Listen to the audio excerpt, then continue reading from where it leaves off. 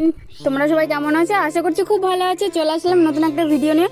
দেখো, প্রথমেই শুরু করে দিলাম মানে এক গামলা ভাত দিয়ে, যেহেতু আজকে বাড়িতে বিরিয়ানি রান্না করা হবে, তো বিরিয়ানির ভাতটাই দেখো বানানো হয়েছে। আর এখনো মাংসের কোনো খবর নেই, কখন হবে জানি না। তাই আমাদের বিরিয়ানি রান্না করার চিকেন রেডি হয়ে গেছে, মশলা দিয়ে ম্যারিনেট করে রেখে দিয়েছি।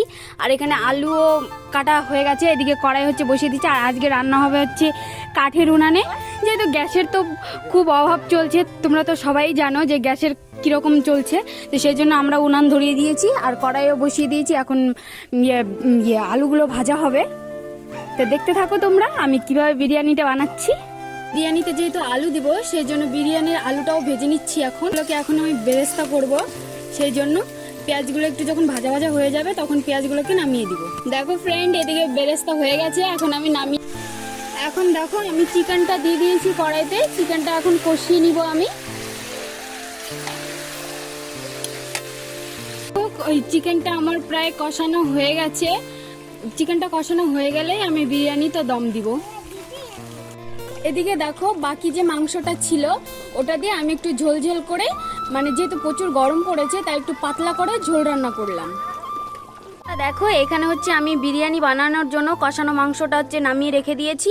তো দেখো, আমি এখন দম দিব, যেহেতু সেই জন্য আমি হচ্ছে বিরিয়ানির লেয়ারটা আগে করে নিচ্ছি। চিকেনগুলো প্রথমে দিয়ে দিচ্ছি আমি।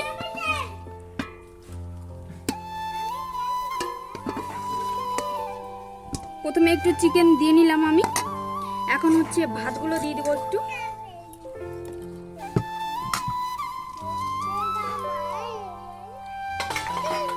যে বেরেস্তাগুলো করে রেখেছিলাম আমি, ওইগুলো দিয়ে দিলাম অল্প করে।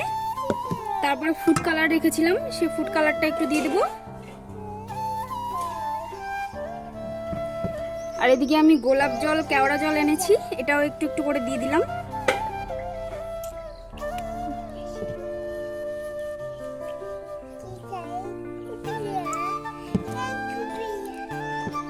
লাস্ট আমি এখন যেহেতু ডিম করে রেখেছিলাম, ডিমটাও দিয়ে দিলাম এর ভিতরে।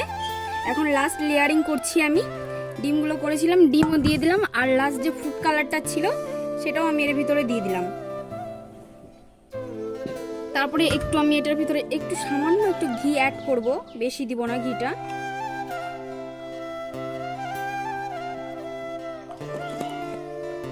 তারপর বিরিয়ানি মশলাটা দিয়ে এখন এটাকে কিছুক্ষণের জন্য একটু দমে বসিয়ে দিব।